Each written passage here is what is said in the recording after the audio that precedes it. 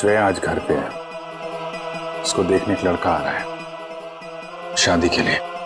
उन्हें मेरी फीलिंग्स की कोई कदर ही नहीं है। क्या? ये जो लेटर मैं लिख रहा हूँ ये आपको श्रेया तक पहुँचाना है। मेरा वो लेटर पढ़ा, तुमने जवाब नहीं दिया। कौन सा लेटर सर? यार मैंने श्रेया को वो लेटर नहीं दिया यार। तुमने मुझसे कहा कि तुमने उसे वो लेटर दे दिया। हाँ, मुंह मीठा कीजिए। इस खुशी में श्रेया और सिद्धार्थ की शादी पक्की हो गई।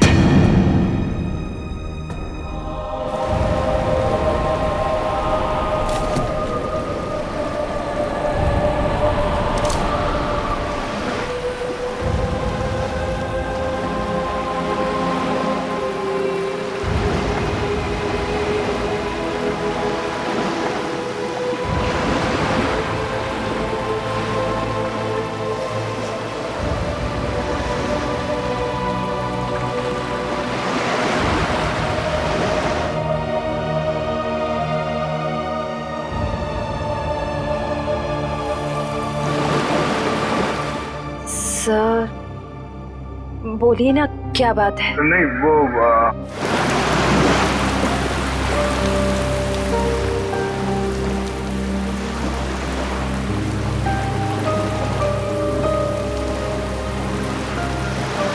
श्रेया और सिद्धार्थ की शादी पक्की हो गई।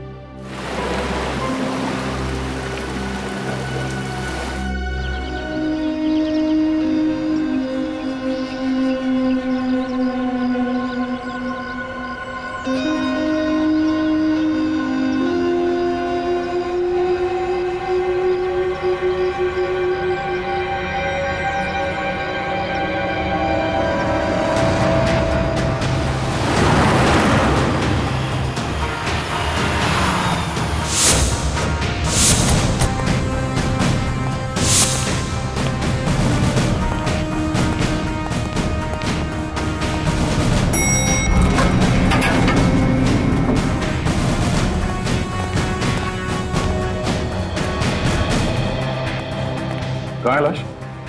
सर वो उस कैबिन में।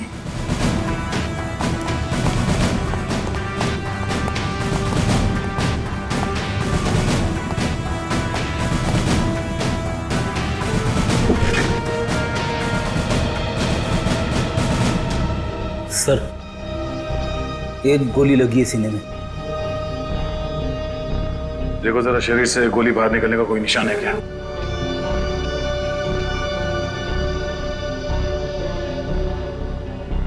नहीं सर, कोई एग्जिट वोल नहीं है। गोली बाहर निकलने का कोई जख्म नहीं है।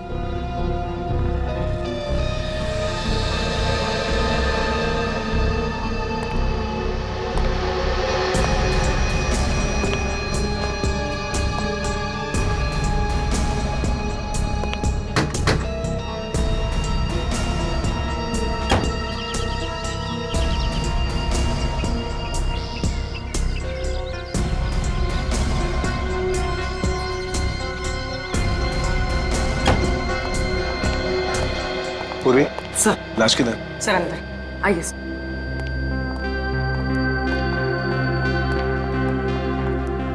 आए दे। क्या बात है? तुम्हारा खास दोस्त कहाँ है? अभिजीत?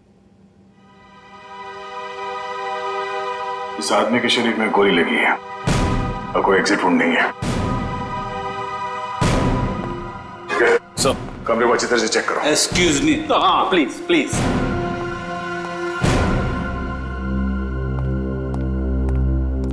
ये तारिका क्या हुआ है? ये तो एकदम उखड़ गया था। कुछ गलत तो नहीं कह दिया मैंने?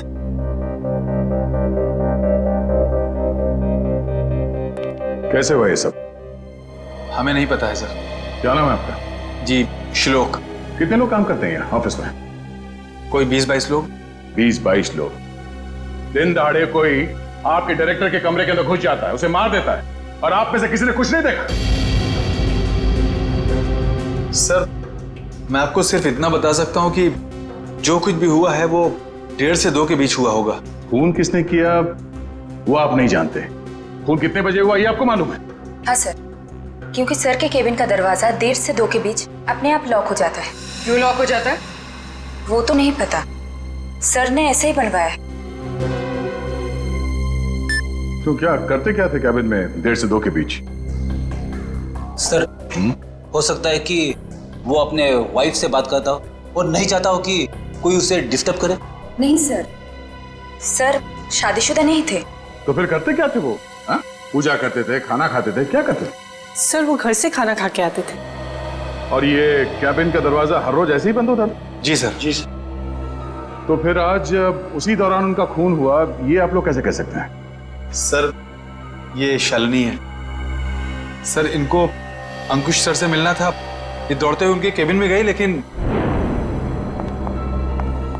अरे शालिनी, तुम भाग के कहाँ जा रही हो? सॉरी रचना, वो बॉस से कुछ अर्जेंट काम है मुझे। सर से मिलने जा रही हो?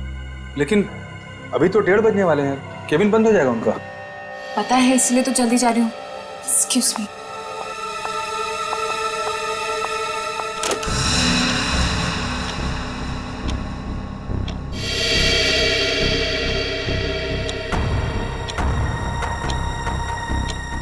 अब और आधा घंटा वेट करना पड़ेगा।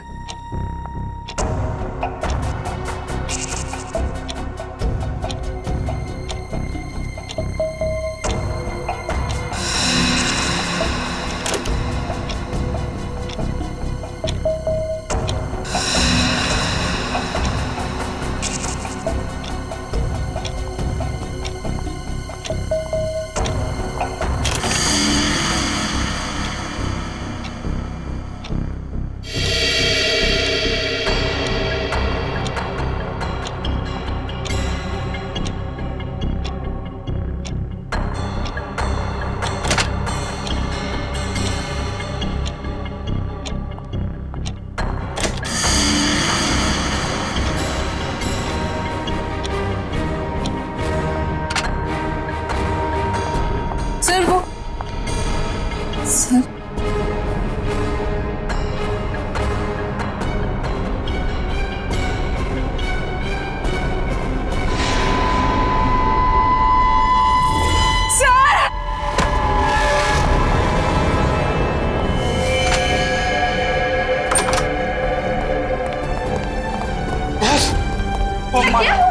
क्या हो गया बॉस को? तो इसीलिए आप लोगों का मानना है कि दरवाजा बंद होने के बाद उनका खून? हाँ सर। सर कैबिन में कोई हथियार नहीं मिला। सर हो सकता है कमरे में कोई ऐसा मैकेनिज्म हो जिससे गोली खुद ब खुद चल गई हो।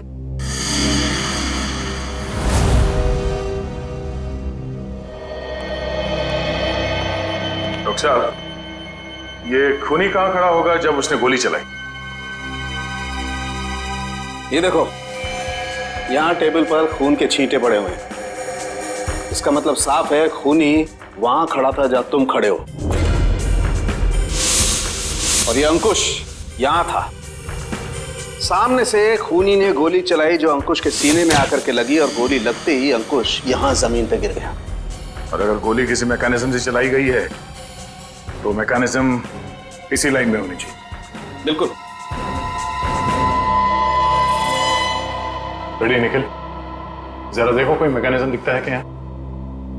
मैकेनिज्म?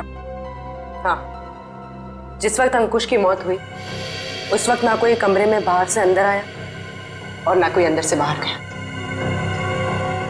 आप लोगों को पता है कि मौत कितने बजे हुई? हाँ, ऑफिस स्टाफ का कहना है कि दोपहर को 1:30 से 2 बजे के बीच। सही है। राइगर मोर्टिस लाश की जकड़न भी यही बता रही है।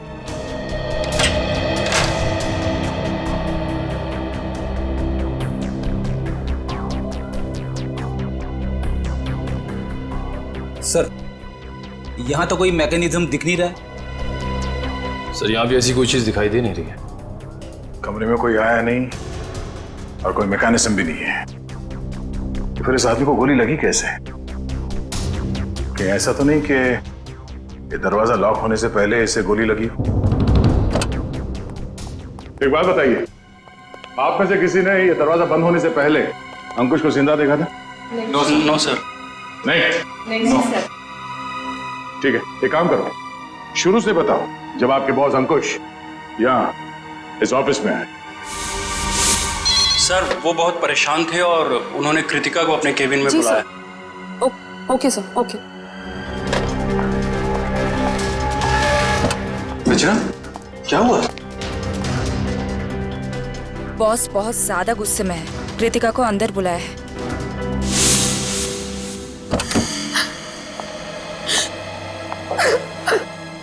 क्या हुआ कृतिका? रो क्यों रही हो? कुछ नहीं, अरे बताओ ना, रो क्यों रही हो? कुछ नहीं हुआ। अरे बताओ तो कृतिका। तो कृतिका अभी कहाँ है? ऑफिस से चली गई क्या वो? नहीं सर, उसका बैग तो यहीं है।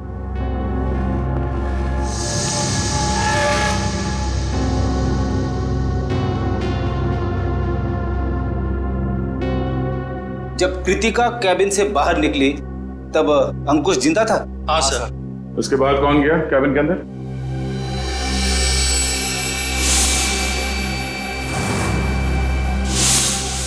देखिए, हम एक सवाल 2 बार नहीं पूछेंगे आप लोगों से।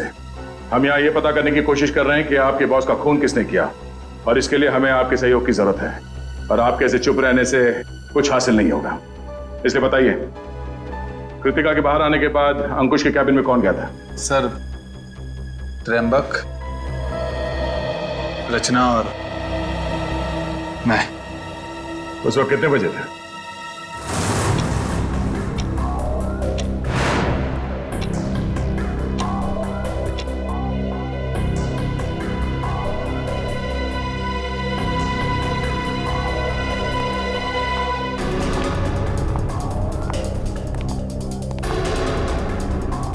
सर, क्या हुआ? आपने हमें बुलाया? ये पूछो क्या नहीं हुआ है। क्या सर, क्या नहीं हुआ? ईमानदारी नहीं हुई, वफादारी नहीं हुई। सर, हम कुछ समझे नहीं। देखो, तुम तीनों बहुत मुश्किल में हो। मुश्किल में? हाँ, मुझे ये पता चला है कि तुम तीनों में से कोई एक हमारे डिजाइन कॉम्पिटिटर्स को बेच रहा है। नहीं सर, हम ऐसा नहीं कर सकते। हाँ सर, मुझे तो ये भी नहीं पता कि हमारे कंपटीटर्स है कौन। मेरे पास सबूत है और मैं तुम तीनों को जेल भिजवा सकता हूं, लेकिन मैं ऐसा नहीं करूंगा। चुपचाप शाम के 5 बजे तक मुझे बता दो वो आदमी कौन है। हाँ, उसकी नौकरी तो नहीं रहेगी, लेकिन उसे मैं जेल जाने से जरूर बचा लूंगा। लेकिन सर, हम लोग। मेरे पास ज्यादा समय नहीं, जितना मैंने कहा है उतना करो। तो कोई कंपनी के सीक्रेट्स बेच रहा था? हाँ? सर, अंकुश जरूर भड़का होगा इस धोखे से। कोई भी भड़केगा। बहुत तकलीफ होती है जब उसका कोई करीबी उसे धोखा देता है।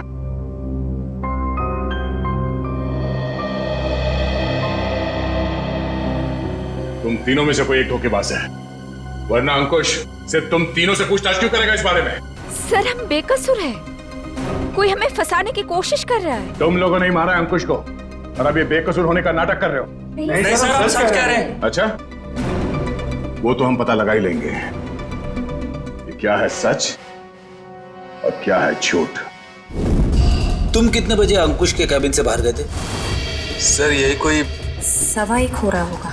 और वो जिंदा थे जब तुम बाहर आई? हाँ मैम। जी, तो उसके बाद कौन गया था केबिन में?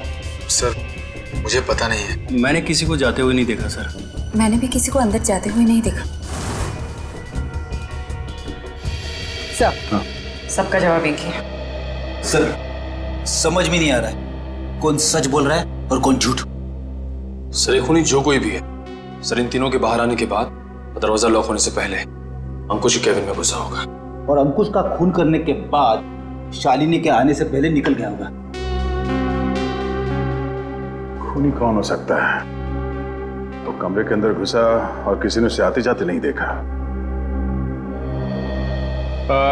अंकुश के कमरे से बाहर निकलने के बाद तुम तीनों कहाँ थे? सर, हम कॉन्फ्रेंस रूम की तरफ चले गए थे झूठे लगे इल्जाम के बारे में बात करने के लिए। लेकिन थोड़ी देर के बाद जब हम बाहर लंच के लिए आए तो देखा शालिनी अंकुश जी के रूम की तरफ जा रही थी।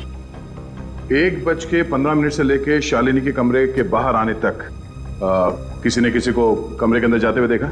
सर, हमने ध्यान नहीं दिया क्योंकि कृतिका ही ये सब देखती थी। ये कृतिका है कहाँ? पता नहीं सर, बहुत टाइम से आपने उसे देखा नहीं। पुलिस देखो, जब तक कृतिका नहीं मिल जाती कुछ पता नहीं चलेगा। आप लोग सीसीटीवी कैमरा की फुटेज क्यों नहीं देखते? उसमें पता चल जाएगा। तुम कौन हो? जी मैं सुमित, कृतिका का बॉयफ्रेंड। और ये सीसीटीवी कैमरा के बारे में क्या बता रहे हो? कृतिका ने मुझे बताया था कि बॉस ने स्टाफ पे नजर रखने के लिए उसके डेस्क पे एक सीक्रेट कैमरा लगा रखा था। खुफिया कैमरा?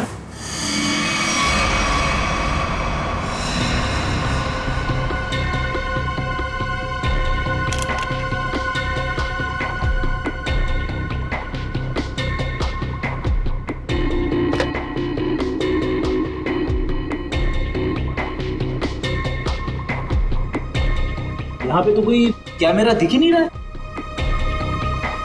खुफिया कैमरा है, छुपा के रखा होगा।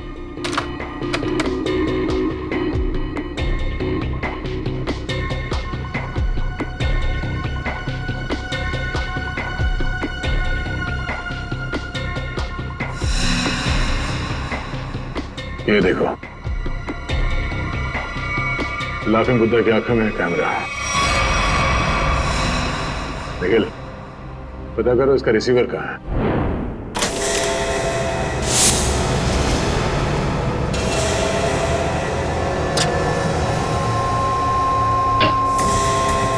मैम! आशिता, मम्मी देखिए। अरे कृतिका, कृतिका, संभाल के। कृतिका, जाओ। कृतिका, कृतिका। क्या हो गया?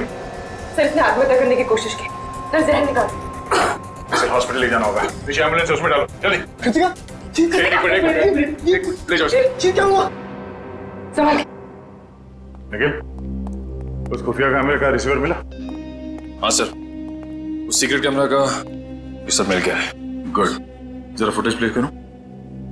देखते हैं रचना, त्रिंबक और श्लोक के निकलने के बाद अंकुश के कमरे में कौन गया था।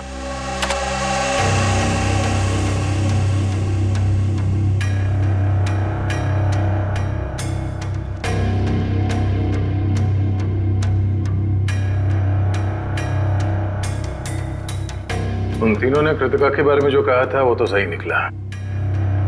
अब आगे देखते हैं।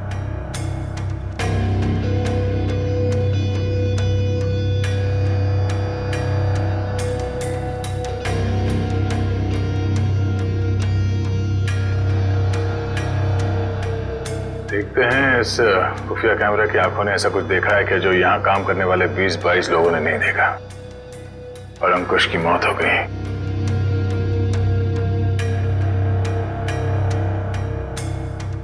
एक मिनट रोको सर, ये आदमी कौन है?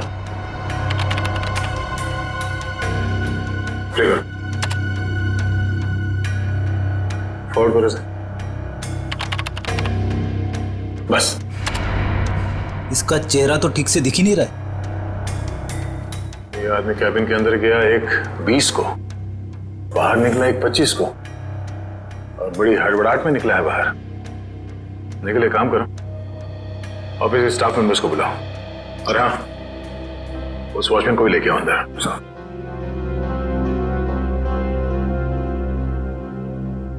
आइए सब।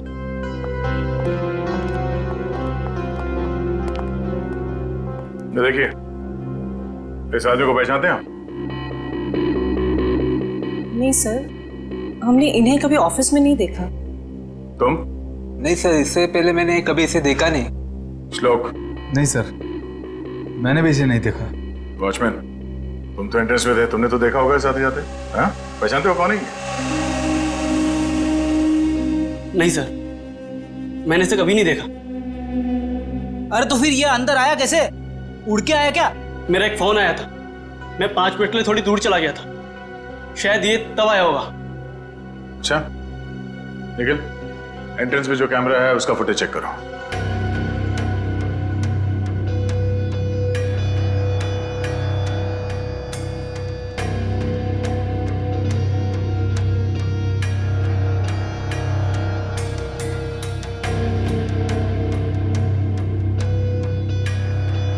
एक मिनट इस रूम को फ्रीज करो। ये सुमित, कृतिका तुम्हें कुछ नहीं होगा, जल्दी चलो। आई तुम्हें कुछ नहीं होगा कृतिका, तुम ठीक हो जाओगे। संभल के।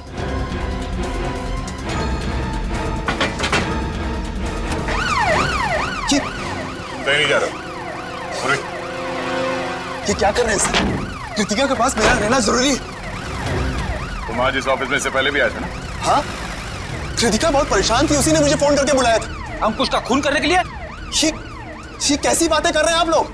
सच है, वही कह रहे हैं, समझे? तुम अंकुश के कैबिन में घुसे, उसका खून करके वहां से निकल गए और तुम कृतिका से मिले भी नहीं। सर ऐसा कुछ भी नहीं है, मेरी बात समझने की कोशिश कीजिए। आप लोग जैसा समझ रहे हैं ऐसा कुछ भी नहीं, मैंने किसी का खून नहीं किया है। चल अंदर चल, तेरी राम कहानी हम लोग वहीं सुनेंगे। सर मैं सच कह रहा हूँ, मैंने खून नहीं किया है। तुम्हारे गिड़गिड़ाने का कोई फायदा नहीं है, हम जानते हैं कि अंकुश का खून तुम नहीं किया है। काश सर, अगर मैंने उसका खून किया होता तो मुझे अपना गुनाह कबूल करने में खुशी होती। मैं उसे मारना चाहता था लेकिन मार नहीं पाया। तुम अंकुश को क्यों मारना चाहते थे? क्योंकि वो कृतिका को परेशान कर रहा था, उससे शादी करना चाहता था। कहता था कि अगर शादी नहीं करोगी तो उसे नौकरी से निकाल देगा। बार बार अपने एमडी होने की धमकी देता था। क्या करती बेचारी कृतिका, उसके ऊपर उसके बूढ़े माँ बाप की जिम्मेदारी थी। इसलिए तुमने बदला ले लिया अंकुश का खून करके? नहीं सर, तब मुझे कृतिका ने बुलाया था, वो बहुत रो रही थी।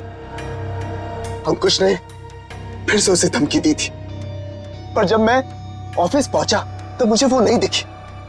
तब मैं जाकर अंकुश को धमकाया और वहां से बाहर चला गया।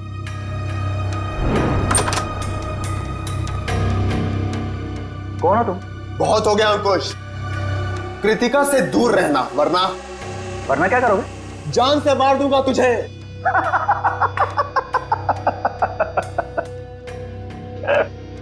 अरे जा, जो करना है कर, कृतिका सिर्फ मेरी बनेगी। अंकुश, तू यहां से निकल रहा है या मैं सिक्योरिटी को बुलाऊं? आउट। अभी तो जा रहा हूं, लेकिन बहुत जल्द लौटूंगा और तब तुझे मुझसे बचाने के लिए कोई नहीं रहेगा, कोई नहीं रहेगा।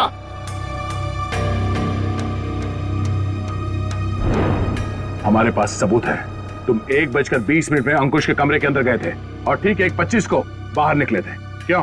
फिर भी मैं बार बार यही कहूंगा कि मैंने खून नहीं किया है। देखो सुमित, दया सर को गुस्सा मत दिलाओ, सीधी तरीके से मान जाओ कि खून तुमने किया है।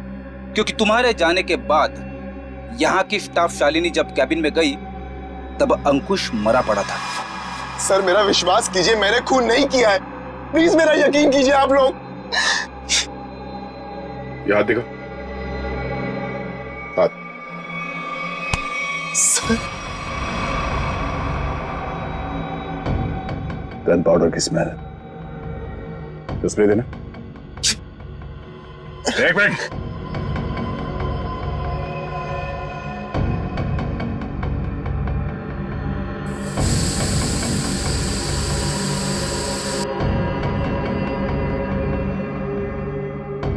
तुम्हारी उंगलियों पे गन पाउडर है, इसका मतलब है हाल ही में तुमने गोली चलाई है।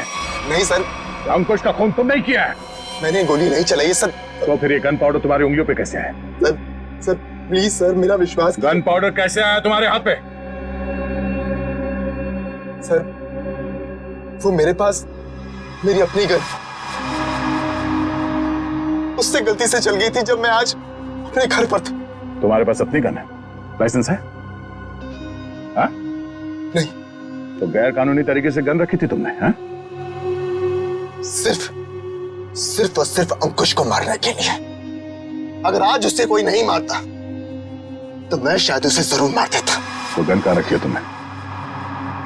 बाहर फ्लावर पॉट में। गन को बाहर क्यों छोड़ा तूने? हाँ? क्योंकि कृतिका ने मुझे कसम दी थी कि मैं अपने साथ गन अंदर लेकर ना आऊं, वरना गुस्से में मैं कहीं उसकी बॉस को मार ना दूं, इसलिए बाहर छोड़ दी। चल दिखा वो गन कहाँ है।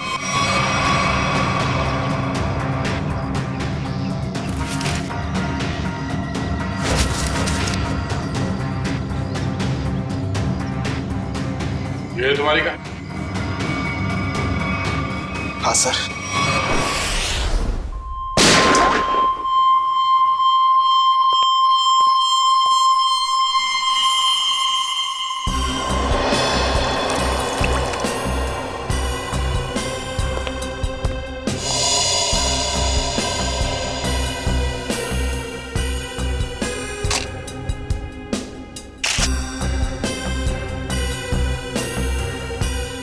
मेरी समझ में नहीं आ रहा है कि आप लोग मेरी गन को चेक क्यों कर रहे हैं, जबकि मैं इसे ऑफिस में लेकर गया ही नहीं था। दोनों बार प्लांट में ही छिपा दिया था।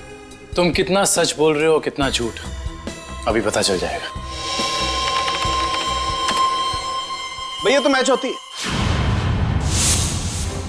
ये गोली और अंकुश के शरीर में जो गोली मिली है वो गोली, दोनों मैच होती है। इसका मतलब साफ है अंकुश को इसी गन से गोली मारी गई है। अब बोलो, तो तुमने दोनों बार ये गन ऑफिस के बाहर वाले गमले में छुपा दी थी? सर मैं आपसे बार बार कह रहा हूं कि मैंने अंकुश को नहीं मारा। जब मैं उसके कैबिन से बाहर निकल रहा था तो वो जिंदा था।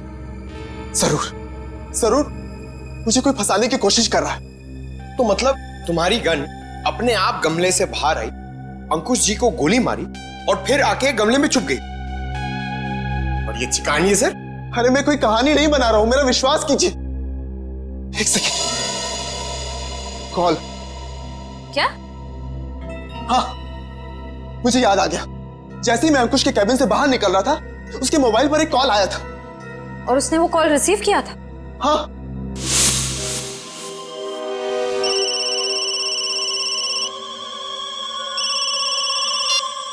हाँ बोल।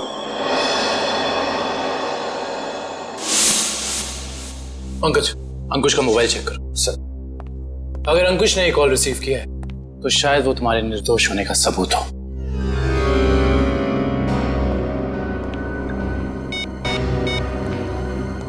सर, अंकुश को 1:25 पे कॉल आया था सर, और 7 मिनट तक कॉल चली थी। 7 मिनट?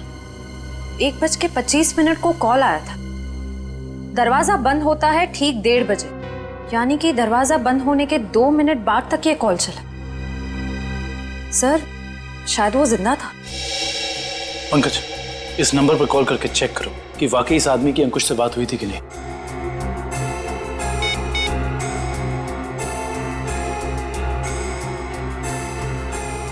अंकुश नहीं, मैं सीआईडी ऑफिसर पंकज बोल रहा हूँ। अच्छा एक बात बताइए, आपने आज अंकुश को फोन कॉल किया था?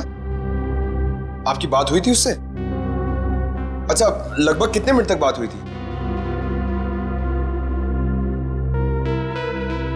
5 से 7 मिनट। अच्छा ठीक है, थैंक यू वेरी मच। नहीं, कोई टेंशन। सर, 7 मिनट तक बात हुई थी सर। देखा सर, मैं सच कह रहा हूं, मैंने अंकुश को नहीं मारा है। इसका मतलब सुमित खूनी नहीं है, तो फिर खूनी कौन है? कहीं खूनी पहले से ही तो कैबिन में छुप कर नहीं बैठा था और दरवाजा लॉक होते ही उसने अंकुश को गोली मार दी और फिर वहां बैठकर इंतजार कर रहा था। और जब 2 बजे बाकी का सारा स्टाफ अंदर आया कैबिन में अंकुश की लाश देखने, तो मौका देखकर वो भी उनके साथ निकल गया।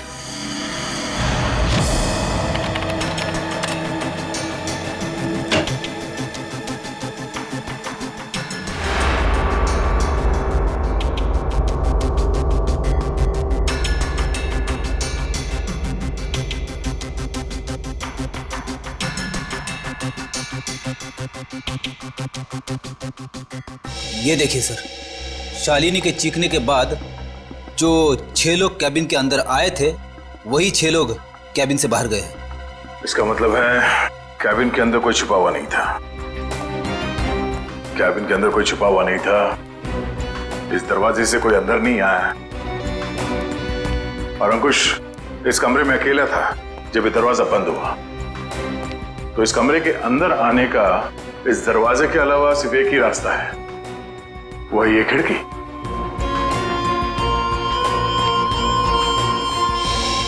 मगर जब हम लोग इस कमरे के अंदर आए तो ये खिड़की अंदर से बंद थी।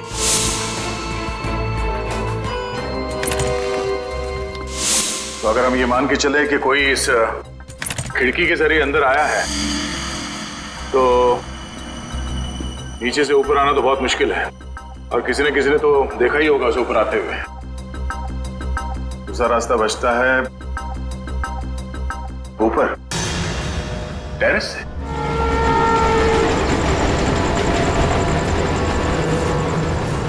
जरा देखो आसपास, अगर वो खूनी अंकुश के कैबिन में यहाँ टेरेस से गया है तो उसने रस्सी या हार्नेस का इस्तेमाल किया होगा, और अगर ऐसा है तो यहाँ लेज पे कोई ना कोई निशान जरूर होना चाहिए। इधर चेक करो।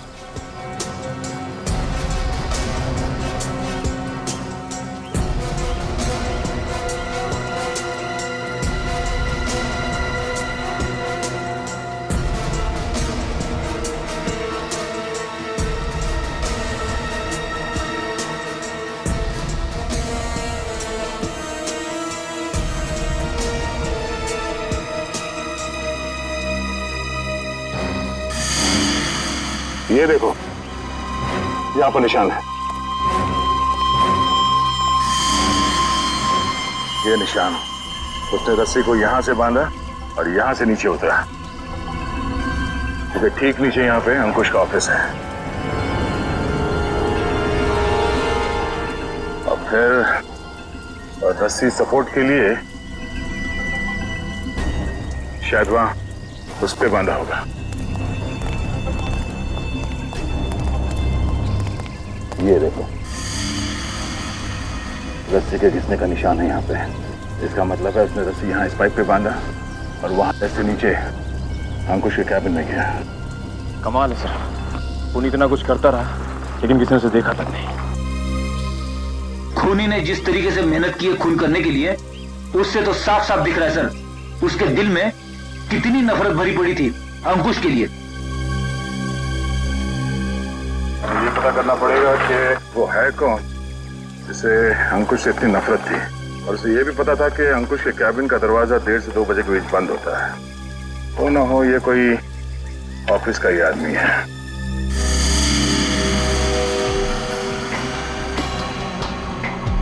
खूनी टेरेस से रस्सी के सहारे नीचे उतरा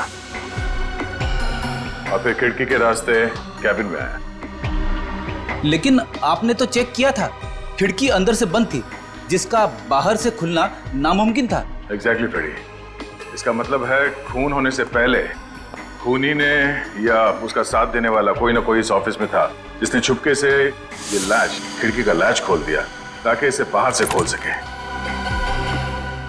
फिर सर खूनी ने खिड़की को अंदर से लॉकअप किया।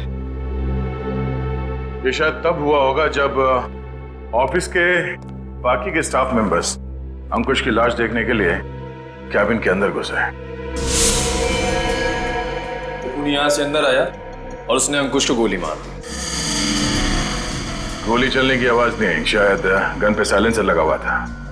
और फिर अपना काम करने के बाद खूनी वापस इस खिड़की से ऊपर चला गया। मगर खूनी ने एक गलती कर दी।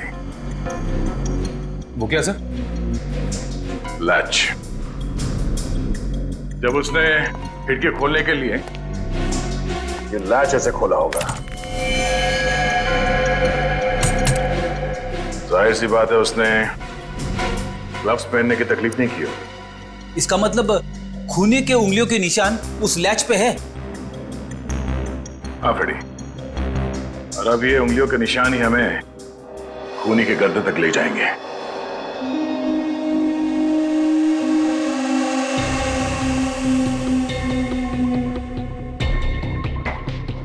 सर आप लोग हम पर शक कर रहे हैं? हाँ, क्योंकि खूनी आप लोगों में से कोई है। ये क्या कह रहे हैं आप सर? सही कह रहे हैं, थोड़ा इंतजार करो।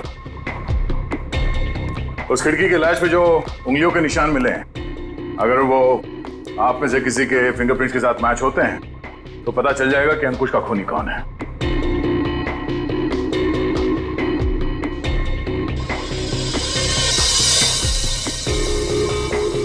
ठीक, आप जाइए, आप आइए।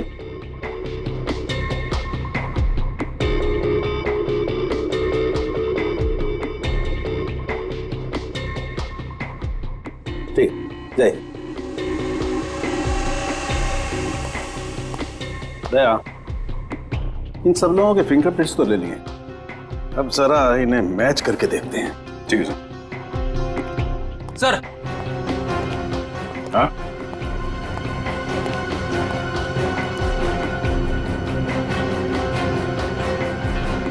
खूनी ने टेरेस से नीचे उतरने के लिए जिस रस्सी का इस्तेमाल किया था वो रस्सी कहीं मिल नहीं रही है।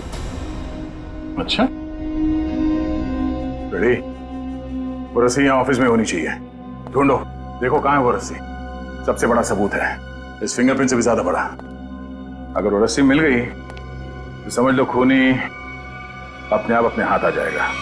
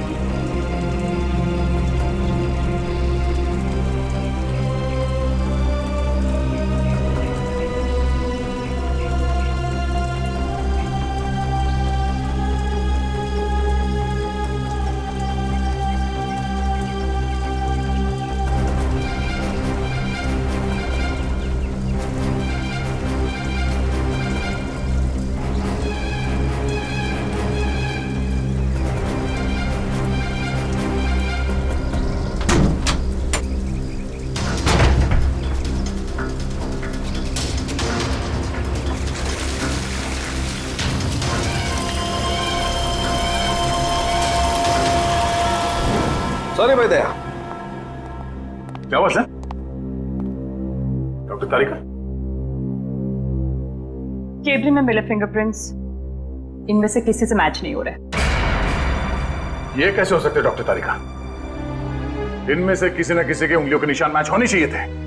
आप लोगों से कोई गलती हो गई होगी। नहीं यार दया, ऐसा नहीं है, हमसे कोई गलती नहीं हुई। हो सकता है दया इनमें से कोई खूनी नहीं होगा, तो खूनी नहीं होगा तो फिंगरप्रिंट्स कैसे मैच होंगे? हो सकता है इस बार गलती आप लोगों से होगी।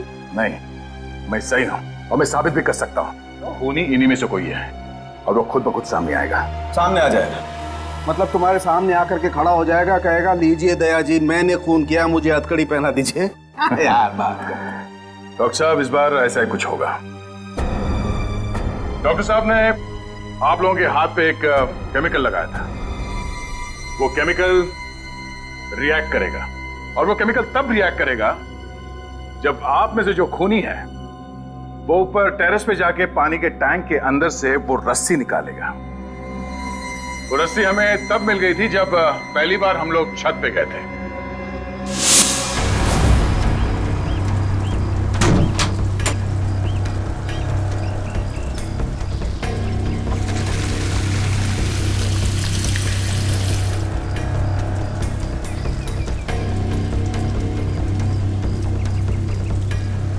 पूरी तैयारी के साथ आया था।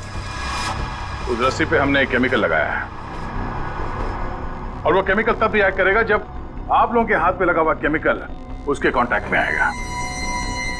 आप लोगों के हाथ चमकने लगेंगे अंधेरे में। Lights off.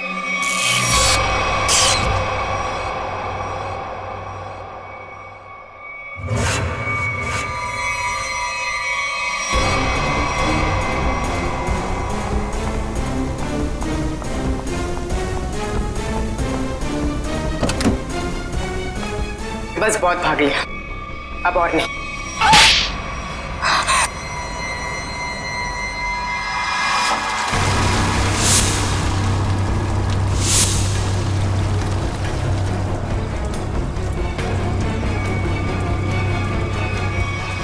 तुमने अंकुश को क्यों मारा? तुम्ही कंपनी के सीक्रेट्स बेच रही थी ना? और जब अंकुश तुम तीनों से पूछताछ कर रहा था तुम जानती थी कि तुम्हें उससे छुटकारा पाना है? हाँ, मैं बहुत पहले से ही जानती थी कि मैं पकड़ी जा सकती हूँ, इसलिए मैंने प्लान बना के रखा था कि जब भी मौका मिलेगा मैं अंकुश को मार दूंगी। तो तुमने अपने प्लान में सुमित को कैसे फंसाया और क्यों फंसाया? उसने क्या बिगाड़ा था तुम्हारा? मेरी सबसे अच्छी सहेली को मुझसे दूर कर दिया था। मैं और कृतिका अच्छे दोस्त हुआ करते थे, लेकिन जब से सुमित उसकी जिंदगी में आया था तब से कृतिका उसकी बातें करती रहती थी। सुमित ऐसा है, सुमित वैसा है, सुमित ने ये किया, सुमित ने वो किया, सुमित सुमित सुमित। इस सुमित से मुझे नफरत होने लगी थी। दिन रात उसके साथ फोन पे लगी रहती थी। इस सुमित के चक्कर में वो मुझे भूल गई थी। और आज सर के केबिन से निकलने के बाद कृतिका ने जब सुमित को फोन करके बताया कि गन को कहीं छिपा देना, मैं अपनी सहेली को मैं वापस पाना चाहती थी। और यही सही मौका था सुमित को फंसाने का। इसलिए तुमने अंकुश को मारने के बाद अपनी गन सुमित के गन के साथ बदल दी और अंकुश के शरीर पे जो गोली मिली वो उस गन के साथ मैच हो गई, जिसकी वजह से सुमित फंस गया।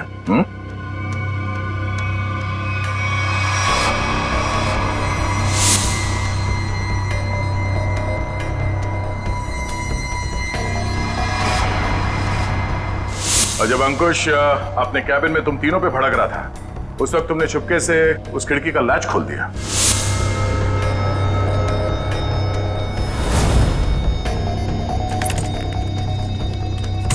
और तुमने मौका पाके विंडो का लैच तब लॉक किया जब सब अंकुश की डेड बॉडी देख रहे थे, है ना?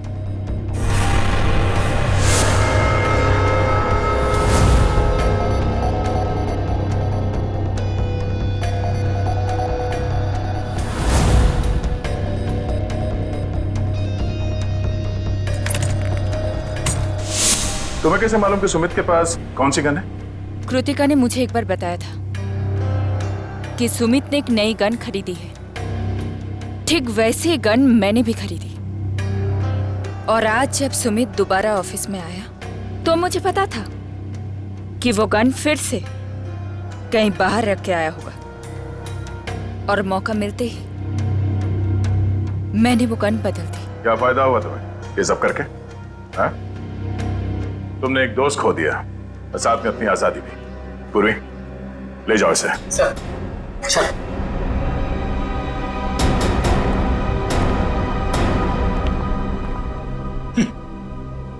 लोग भी दोस्ती में क्या क्या करते हैं सर।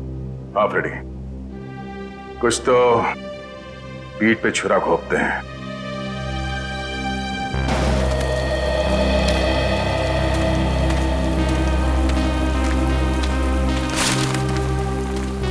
हाय। हाय। झूठ बोला तुमने दया से? हाँ, भाई जैसा ना वो तुम्हारा, इस तरह से दिल दुखाया? कैसी बात कर रहे हो तारिका? मैं तो सपने में भी उसका दिल दुखाने की नहीं सोच सकता। उसको दुख ना हो इसलिए मैंने झूठ बोला। अभिजीत, झूठ के पैर नहीं होते, वो ज्यादा दूर तक चल नहीं सकता। तुम्हें दया को सब कुछ सच सच बता देना चाहिए था। बताया था मैंने सच उसे, कड़वा सच। मैं सिर्फ ये जानने आया था कि श्रेया ने उस लड़के को हाँ बोला है या नहीं। नहीं, वो हाँ बोल दिया श्रेया ने। लेकिन जब मैंने दया का चेहरा देखा, लगा जैसे किसी गोली ने उसके सीने को चीर दिया है।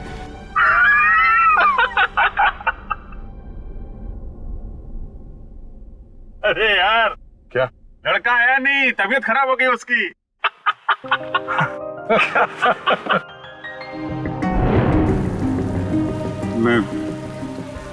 मैं दया को इस हालत में नहीं देख सका। मैंने बात पलट दी। मैंने कहा कि मजाक था। सिद्धार्थ का परिवार तो आया ही नहीं। मैं जानता हूं ये गलत है तारिका, लेकिन ये गलत उस समय मुझे सही लगा।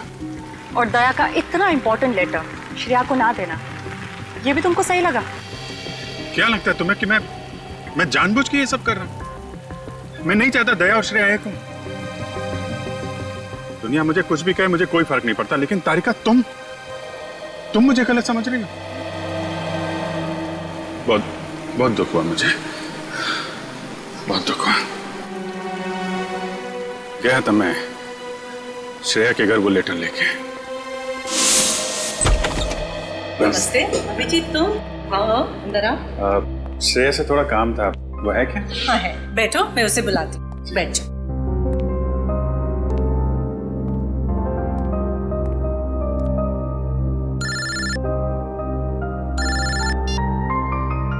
अरे भाई, तुम्हारा ही काम करने आया हूं यार।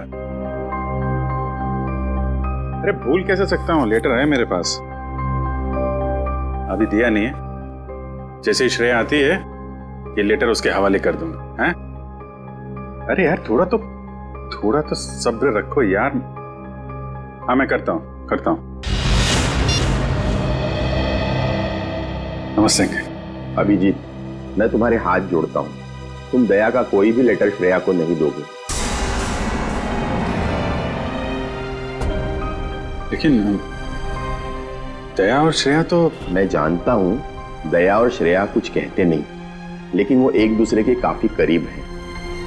मगर मैं अब नहीं चाहता हूं कि श्रेया अपना फैसला बदले। ये तो दोनों के साथ ज्यादती होगी। आप... अभिजीत, मैं मजबूर हूं। मैंने पिछले साल सिद्धार्थ के पिता से एक बड़ी रकम उधार ली थी, जो मेरे अलावा मेरे घर में कोई नहीं जानता। और अगर श्रेया ने इस शादी से इनकार किया तो वो लोग सारे पैसे वापस मांग सकते हैं, जो मैं अभी देने की स्थिति में नहीं हूं। लेकिन अंकल, ये तो श्रेया की जिंदगी का सवाल है। तो मैं क्या करूं? इतने पैसे कहां से लाऊं? श्रेया की मां को हार्ट प्रॉब्लम है। तुम लोगों की जरा सी गलती हमें प्रॉब्लम में डाल सकती है। देखिए, अगर सिर्फ पैसे की बात है तो हम लोग मिलकर कोशिश कर सकते हैं। पैसा तो... नहीं, वो बात नहीं है। पैसे का इंतजाम हो चुका है, बस 1-1.5 महीने की बात। एक बार मैं उनके सारे पैसे लौटा दूं, उसके बाद तुम ये लेटर श्रेया को दे देना। लेकिन तब तक ये बात हम दोनों के बीच ही रहनी चाहिए, प्लीज। ये आपने बड़ी मुश्किल में डाल दिया। दया से कोई बात छुपाना इतना आसान नहीं है। अब ये बात ना मैं श्रेया को बता सकता हूँ और ना दया को। दया तो इस बारे में कुछ नहीं जानता। वो तो तुम्हें गलत समझ रहा है। इनफैक्ट नफरत करने लगा है वो तुमसे। जानता हूँ, वक्त ने गलतफहमी पैदा कर दी है, लेकिन ये भी जानता हूँ कि सही वक्त आने पर सब ठीक भी हो जाएगा।